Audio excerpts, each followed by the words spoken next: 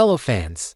Welcome back to ABC General Hospital Spoilers channel. Today, we will delve into the explosive drama set to unfold in Port Charles on Wednesday, June 11th, where battle lines are being drawn, alliances are being forged in the most unexpected of places, and long-simmering tensions are finally about to boil over. The custody battle ignites, Willow's point of no return. The fragile peace between Willow Tate and Michael Corinthos has irrevocably shattered. Any lingering hope for a compassionate compromise regarding the custody of their children has been extinguished, replaced by the cold, hard reality of an impending legal war. Willow, feeling betrayed and believing she is the sole protector of her children's stability, has made a monumental decision. She will pursue full custody. This is no longer a negotiation, it is a declaration of war. Her resolve has hardened into a diamond-sharp edge, and she is prepared to use any weapon at her disposal to win. The flashpoint for this dramatic escalation was Michael's extended stay in Germany. In Willow's mind, this period has been reframed from a necessary medical journey for his complete recovery into a selfish act of parental abandonment.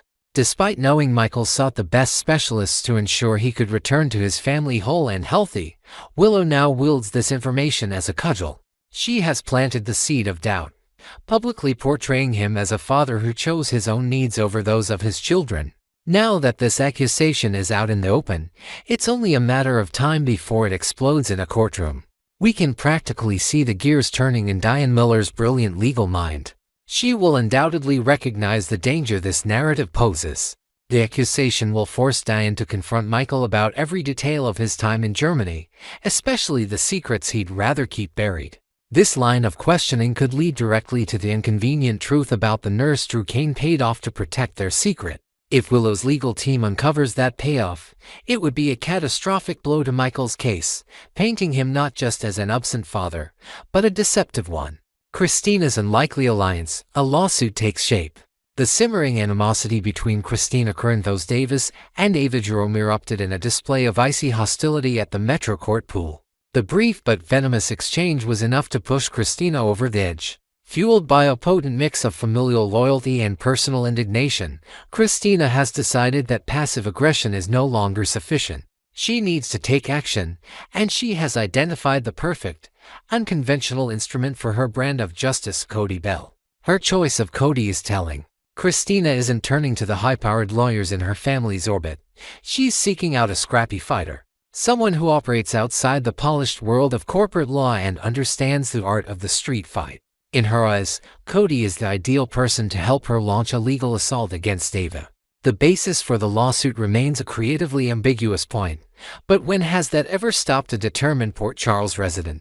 Kristina could easily twist their public confrontation into a case of harassment or intentional infliction of emotional distress. Claiming Ava's formidable and notorious reputation makes her a threatening presence. It's a legal long shot, but Kristina's determination is a force of nature. Somewhere across town, her mother, Alexis Davis, is likely feeling a phantom stress headache. Sensing that her daughter is about to embroil herself in a legal mess that will be as dramatic as it is difficult to win. A chilling warning, Trina's trust is tested.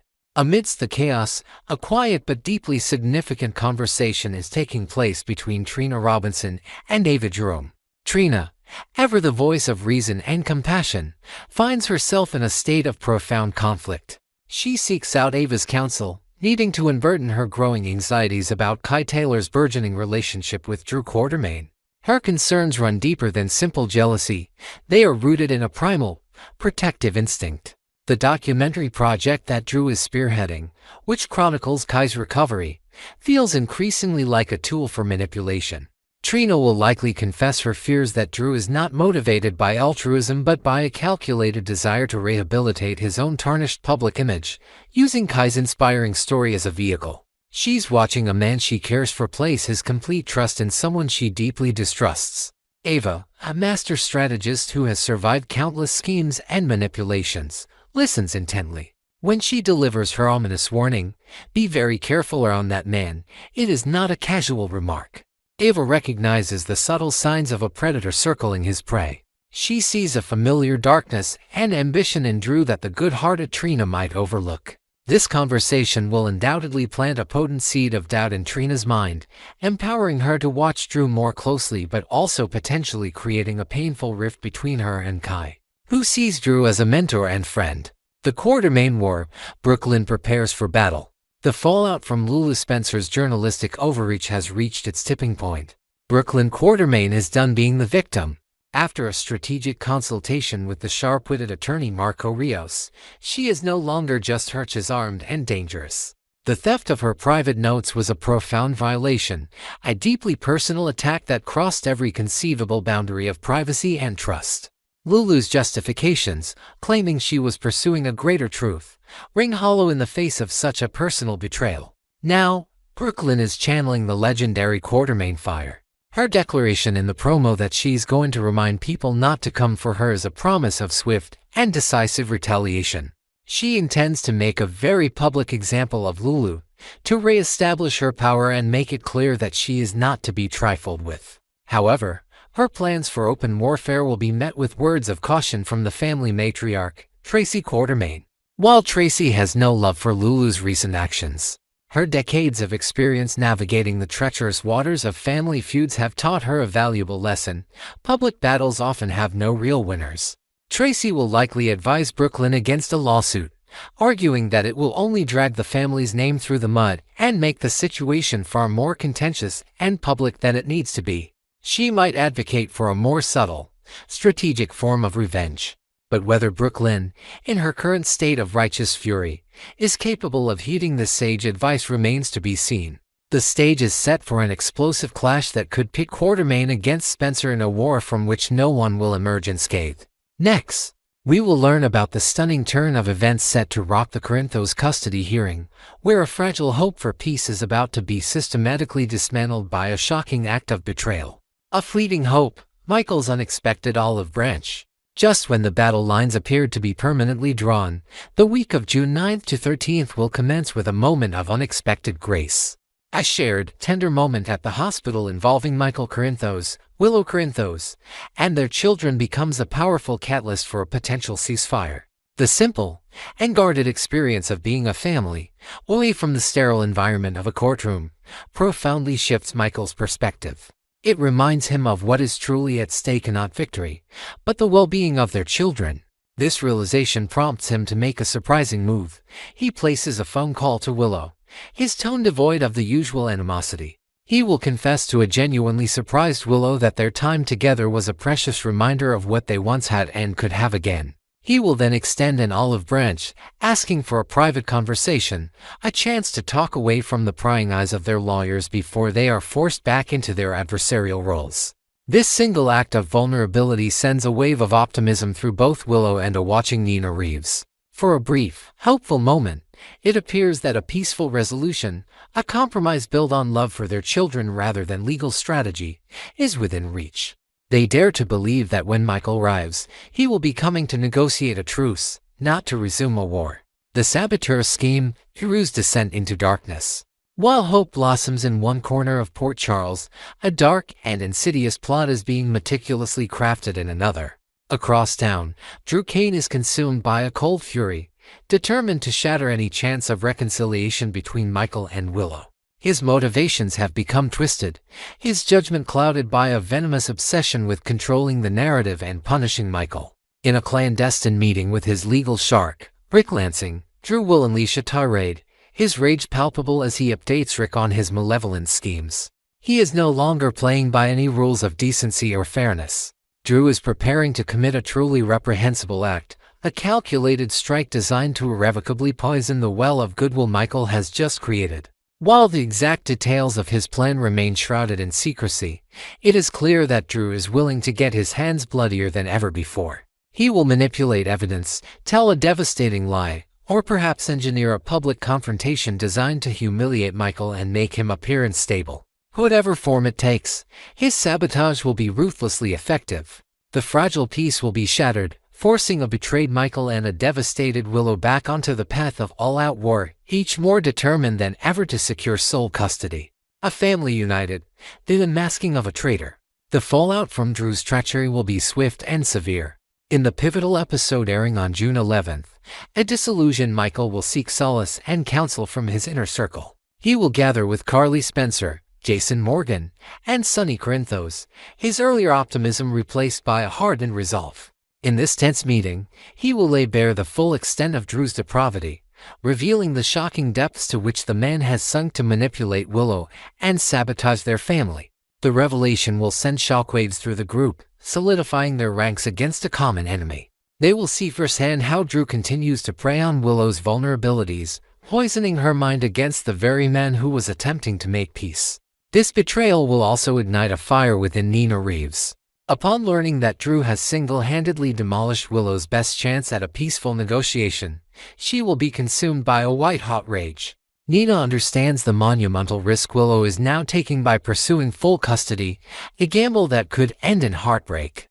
This could push Nina into a direct and dangerous confrontation with Drew, accusing him of jeopardizing everything for his own selfish vendetta. It's a confrontation fraught with peril, as Nina herself is entangled in a web of secrets with the very man she is about to condemn. The courtroom bombshell, or revelation that changes everything. As the tension escalates, the stage is set for an explosive revelation in court on Thursday, June 12th. A new piece of information is poised to emerge that could fundamentally alter the entire landscape of the custody battle. The possibilities are as numerous as they are devastating.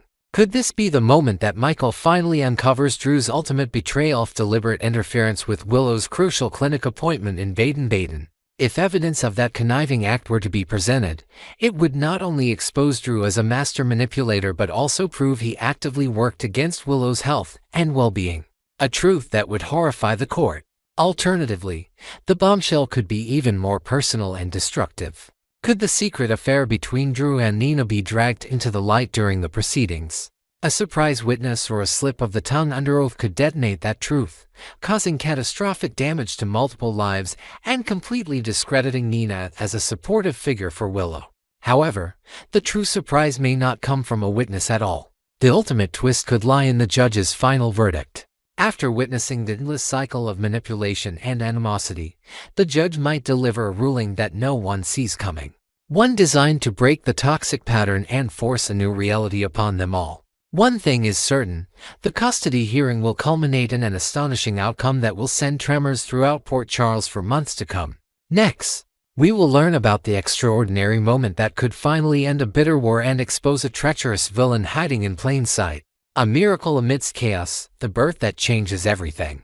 While a full romantic reconciliation for Michael Corinthos and Willow Corinthos may still be a distant dream, the universe is about to intervene in the most dramatic way possible. A moment of pure and scripted crisis will serve as the powerful catalyst to rebuild the scorched bridge between them, potentially ending their devastating child custody battle. The setting for this profound shift will be the unexpected and chaotic delivery of Sasha Corbin's baby. Amidst the panic and urgency, it is Willow who will rise to the occasion. Shedding the armor of her legal battle, she will instinctively dive in, her medical training taking over as she calmly guides Sasha through the delivery. In that raw, life-affirming moment, Michael will look at her not as his courtroom adversary, but as the compassionate, strong, and capable woman he first fell in love with. The look of profound gratitude he will give her will be more potent than any legal argument, a silent acknowledgement of the good heart that still beats beneath her recent hardened exterior. This shared experience, witnessing a brand new life enter the world together, will serve as a stark and powerful reminder of what is truly important. It will strip away the layers of anger and misunderstanding, forcing both Michael and Willow to confront the reality that they have lost sight of their primary purpose, co-parenting their beloved children, Wiley and Amelia. The birth will add a crucial dose of perspective, showing Willow that her capacity for care and kindness is still her greatest strength, and proving to Michael that the woman he is fighting in court is not the real Willow. This single, intense event has the power to melt the ice that has frozen their relationship for far too long. The fragile truce, a conversation poised to uncover betrayal. The emotional aftershocks of the delivery will create the perfect opening for a long overdue conversation. Prompted by the shared intensity of what they've just experienced, Michael and Willow will likely agree to a private chat. A fragile truce away from the manipulative whispers of others and the cold strategies of their lawyers. In a quiet corner, the adrenaline still humming between them, they will finally talk about what truly matters, the well-being of Wiley and Amelia, who love both their parents and deserve to have them both fully present in their lives. This conversation will be their chance to untangle the web of miscommunications that led them to the brink of mutual destruction. Inevitably, the discussion will turn to the most painful and pivotal moment in their conflict, Willow's failed attempt to visit Michael at the burn clinic in Baden-Baden, Germany. This was the point of no return for Willow, the act that solidified her belief that Michael was unwilling to meet her halfway. She will likely recount the story with the lingering sting of rejection, explaining how that one event fueled her fury and convinced her that fighting for sole custody was her only option. She will describe the humiliation and heartbreak of being told that Michael, the man she traveled across the world to see, had flatly refused her visit. She will be speaking from a place of deep hurt, and knowingly presenting Michael with the key to unlocking a devastating deception. The revelation, a lie unravels and a villain is implicated. Willow's emotional recounting of her trip to Germany will be met not with defensiveness, but with absolute shock and confusion from Michael. He will listen to her story, and the pieces will begin to click into place, forming a horrifying picture. With unwavering sincerity, he will tell Willow the unvarnished truth. He never refused her visit. In fact, he never even knew she was there. His denial will be so absolute, his bewilderment so genuine, that it will be impossible for Willow to dismiss. This single, stunning revelation will shatter the foundation of her entire legal case against him. The anger and certainty that have driven her for weeks will be replaced by a wave of disorienting confusion. If Michael didn't refuse to see her, then who lied? And why? This moment will trigger an immediate and decisive shift. Michael, realizing that a third party has been maliciously manipulating them, will promise a stunned Willow that he will launch a full investigation. He will vow to uncover the truth of what happened at that clinic. This isn't just about clearing his name anymore, it's about exposing the saboteur who callously played with their lives and nearly destroyed their family. He will use every resource at his disposal, leaving no stone unturned until he can prove to Willow that she was the victim of a calculated and cruel lie. The hunt for the truth is on, and all roads lead directly to one person. The countdown begins. Drew Kane's web of deceit is about to collapse. The primary architect of this heartache, Drew Kane, has been masterfully pulling Willow's strings, twisting every circumstance to his advantage and poisoning her against Michael. He was the one who encouraged her to weaponize her medical proxy, and his influence has been a constant, toxic presence. The ultimate act of his treachery was paying off the clinic administrator in Baden-Baden to deliver the crushing lie that sent Willow spiraling. He orchestrated this entire scenario, all while positioning himself as her loyal confidant and protector. He believed his deception was buried, an ocean away and safe from discovery. He was wrong. Now, Drew's days as a master manipulator are numbered.